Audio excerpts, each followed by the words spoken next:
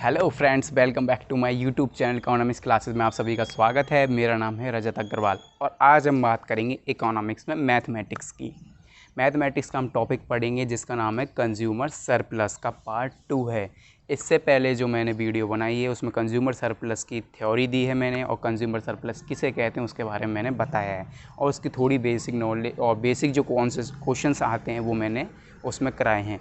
लेकिन आज मैं आपको ऐसे क्वेश्चंस कराऊंगा, अगर फॉर एग्जांपल आपके पेपर में, क्योंकि पेपर में सीधा क्वेश्चन तो दिया नहीं जाता कि कंज्यूमर सरप्लस निकालिए, प्रोड्यूसर सरप्लस निकालिए, आपको डिमांड फंक्शन दे देंगे और आपको सप्लाई फंक्शन दे देंगे, उससे कंज्यूमर सरप्लस प्रोड्यूसर सरप्लस निकालिए। नहीं, आपको दे देंगे वो, अगर कंज्यूमर सरप्लस निकालने के लिए आपको मार्जिनल रेवेन्यू दे दें, एवरेज रेवेन्यू दे दें, टोटल रेवेन्यू दे दें, तो इस कंडीशन में आप कंज्यूमर सरप्लस कैसे निकालेंगे, इसकी वीडियो में आप आज मैं बना रहा हूँ। और इसमें आपको मैं एक दो क्वेश्चन इस तरीके के कराऊंगा, जैसे मार्जिनल रेवेन्यू से हम कंज्यूमर सरप्लस कैसे निकालेंगे, एवरेज रेवेन्यू से हम कंज्यूमर सरप्लस कैसे निकालेंगे, उसके बारे में बताऊंगा। मैं आपको एक बात और बता देता हूँ कि हमने क्या पढ़ा था। हमने ये पढ़ा था कि टोटल कंज्यूमर सरप्लस इक्वल किसके होता है, उस कमोडिटी से मिलने वाली टोटल यूटिलिटी और उस कमोडिटी की जो टोटल प्राइस है, अगर उससे ग्रेटर देन होगी तो उस सिचुएशन में क्या होगा, कंज्यूमर सरप्लस होगा।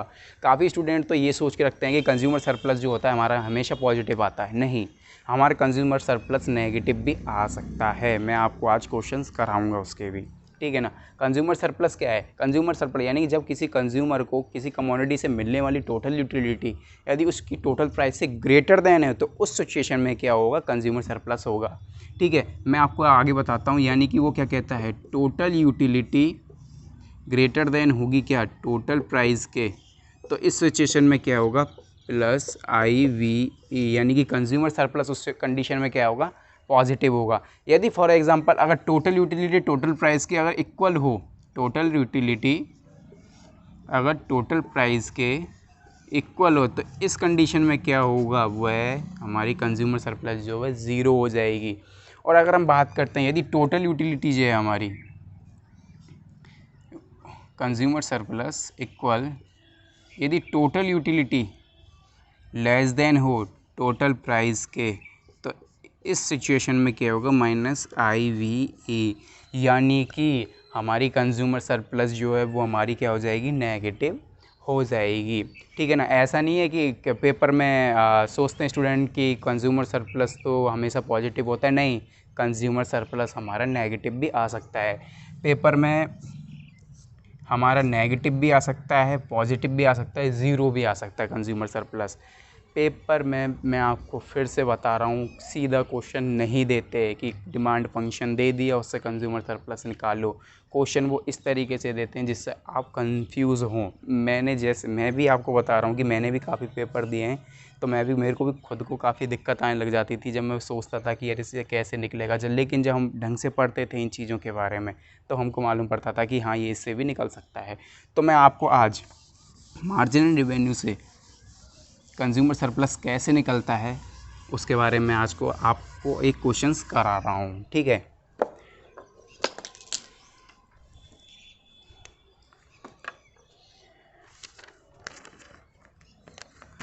फॉर एग्जांपल हमारे लिए क्वेश्चन दे दिया, given marginal revenue equal 25 minus 3x square, और x हमारी किसके इक्वल है, हमको x दे रखा है 4।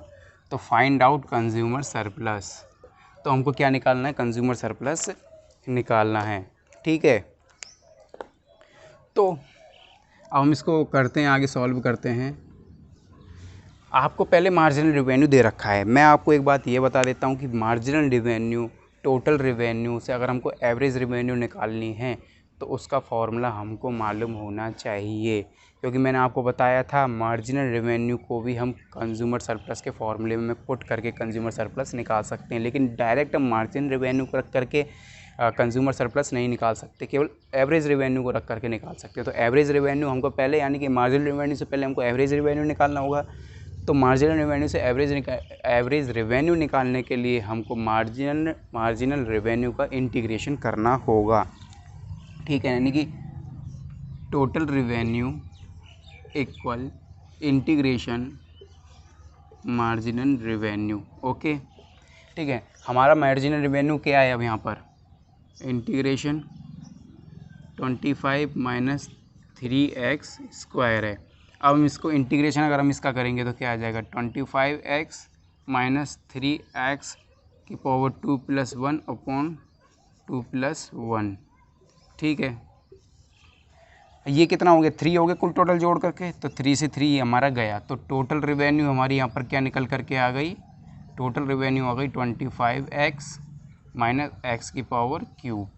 ठीक है, टोटल रेवेन्यू हमारी क्या निकल के आई है, 25 माइनस x की पावर क्यूब। पहले हमने मार्जिनल रेवेन्यू से टोटल रेवेन्यू निकाला, क्योंकि हम मार्जिनल रेवेन्यू से डायरेक्ट एवरेज रेवेन्यू नहीं निकाल सकते, पहले हमको टोटल रेवेन्यू निकालना होगा इंटीग्रेशन करके मार्जिनल रेवेन्यू का। तो हमने पहले मार्जिनल रेवेन्यू का इंटीग्रेशन करके हमने टोटल रेवेन्यू निकाल लिया। अब हमको एवरेज रेवेन्यू, टोटल रेवेन्यू से एवरेज रेवेन्यू निकालने का भी फॉर्मूला मालूम होना चाहिए। वैसे मैं एक मैथमेटिक्स की वीडियो बनाऊंगा कॉस्ट एंड रेवेन्यू में, उसमें मैं आपको ये सारे फॉर्मूले दर्शाऊंगा, सारे फॉर्मूले मैं आपको बताऊंगा। तो देखो, एवरेज रेवेन्यू टोटल रेवेन्यू से एवरेज रेवेन्यू निकालने के लिए क्या करते हैं, टोटल रेवेन्यू से टोटल रेवेन्यू में हम क्या दे देंगे, भाग दे देंगे किसका, क्वांटिटी का। ठीक है ना। अब हमारे यहाँ पर टोटल रेवेन्यू क्या है, टोटल रेवेन्यू है 25x माइनस x की पावर क्यूब अपॉन 3 x। तो यहाँ से हमारा एवरेज रेवेन्यू क्या निकल के आ जाएगा, एवरेज रेवेन्यू निकल के आएगा 25 माइनस x²। ये हमारा क्या होगा, एवरेज रेवेन्यू निकल करके आ गया। और मैंने आपको बताया एवरेज रेवेन्यू किसके इक्वल होता है, प्राइस के। और हम प्राइस को भी पुट करके निकाल सकते हैं। डिमांड फंक्शन जो होता है हमारा, डिमांड फंक्शन ऑफ किसका होता है, प्राइस के। यानी जो हमको क्वेश्चन में डिमांड फंक्शन दे रखा होता है वो हमारी प्राइस होती है, और प्राइस जो होती है हमारी एवरेज रेवेन्यू की इक्वल होती है, क्योंकि average revenue is the price of a commodity per unit. यानी कि किसी भी कमोडिटी की पर यूनिट की जो प्राइस होती है वही हमारी एवरेज रेवेन्यू होती है। तो यहाँ पर हम प्राइस कर सकते हैं इसको। ठीक है, अब हमको क्या करना है, एवरेज रेवेन्यू यानी कि प्राइस में हम एक्स की वैल्यू पुट करके सबसे पहले हम प्राइस निकालेंगे। क्योंकि हमको प्राइस निकालनी इसलिए होती है सबसे पहले, क्योंकि हमारे फॉर्मूले में जो एंड में प्राइस, टोटल प्राइस जो दी होती है, प्राइस इनटू क्वांटिटी दी जो होती है, उसमें हमको पहले प्राइस की वैल्यू डालनी होती है। क्योंकि हमको हमारे पास क्वांटिटी की तो वैल्यू है ही। तो देखो, प्राइस निकालने के लिए क्या करेंगे, प्राइस, ये हम कह सकते हैं इसको एवरेज रेवेन्यू। ठीक है ना। ये क्या होगा हमारा 25 माइनस एक्स का स्क्वायर है, और x किसके इक्वल है, 4 के। तो यानी कि 4²। तो यहाँ से क्या हो जाएगा, 25 माइनस 16 इक्वल किसके हो जाएगा, 9 के। तो यानी कि हमारी प्राइस निकल कर क्या आ गई, 9 आ गई। हम आगे कल चलते हैं। तो कंज्यूमर सरप्लस का हम फॉर्मूला रखते हैं, कंज्यूमर सरप्लस 0 पे x। ठीक है, यहाँ पर हम एवरेज रेवेन्यू रखेंगे, एवरेज रेवेन्यू का integration minus price into quantity किस रूप में प्रेजेंट कर रखी है हमको, x के रूप में, तो हम यहाँ x का इंटू कर देंगे। ठीक है, तो कंज्यूमर सरप्लस इंटीग्रेशन 0 पर x कितना है हमारा, 4, तो 4 हम यहाँ रख देंगे। एवरेज रेवेन्यू क्या है हमारी, 25 माइनस एक्स का स्क्वायर माइनस प्राइस कितनी है 9 इंटू एक्स कितना है हमारा यहाँ पर 4। ठीक है, अब क्या है, आगे करते हैं कंज्यूमर सरप्लस इक्वल। अब हम इसका इंटीग्रेशन कर देते हैं, 25x माइनस एक्स की पावर 2+1 अपॉन 2+1। ठीक है, ये क्या है हमारे यहाँ पे 0 पर 4, और यहाँ पर ये कितना हो जाएगा हमारा, 9 इंटू 4 करेंगे तो 36। अब हम आगे चलते हैं, आगे चलेंगे तो हम क्या करते हैं कि x की वैल्यू क्या है हमारे लिए, यहाँ पर 4 है, तो हम 4 वैल्यू जो इसमें पुट कर देंगे। तो यानी कि 25 ब्रैकेट में 4 माइनस 4 की होल पावर कितना है 3/3 माइनस क्या है 36। अब हम कंज्यूमर सरप्लस इक्वल 25 इंटू 4 करेंगे तो कितना आएगा हमारे लिए यहाँ पर 100 माइनस 4 की होल पावर क्यूब। अगर हम इसको निकालते हैं 4 की whole power cube, 4 into 4 16, 16 into 4, यानी कि आपका आ जाएगा यहाँ पर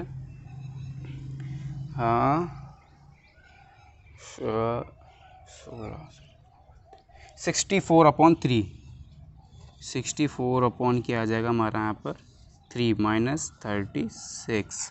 अब मैं आपको यहाँ प्रेजेंट करता हूँ इसको, तो अब क्या आएगा 100 माइनस, अगर हम इसका इसमें भाग देंगे तो कितना आएगा 21.33, 21.33, ठीक है, और माइनस कितना है इसमें 36, ठीक है। अब ये देखो, हम जो ये माइनस माइनस की जो वैल्यू हैं इनको जोड़ लेंगे। पहले तो हम 100 में से 21.33 के हटाते हैं, तो इसमें से क्या आएगा हमारे लिए, ये आएगा हमारे लिए, ये आएगा 78.67 माइनस 36। तो अगर हम 78.67 माइनस 36 करते हैं तो हमारा ये निकल कर के आएगा आपके लिए 42.67। ये हमारा यहाँ पर क्या हो गया, कंज्यूमर सरप्लस हो गया, ठीक है। तो मेरे हिसाब से आपको कोई भी दिक्कत होनी नहीं चाहिए, ओके। तो अब मैंने आपको बता दी कि मार्जिनल रेवेन्यू दे दिया जाए तो उससे आपको कंज्यूमर सरप्लस कैसे निकालना है, ठीक है।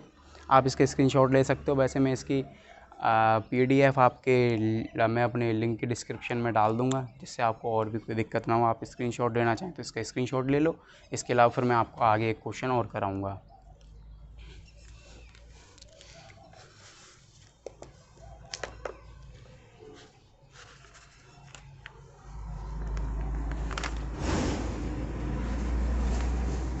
ठीक है, अब मैं आगे एक क्वेश्चन और स्टार्ट करता हूँ आपका। इसको मिटा करके पेपर में क्या है कि वो आपकी नॉलेज को चेक करते हैं कि आपको कितनी नॉलेज है इकोनॉमिक्स के बारे में, इसलिए वो सीधा क्वेश्चन बिल्कुल नहीं देते, हमेशा घुमा फिरा करके देते हैं, ठीक है।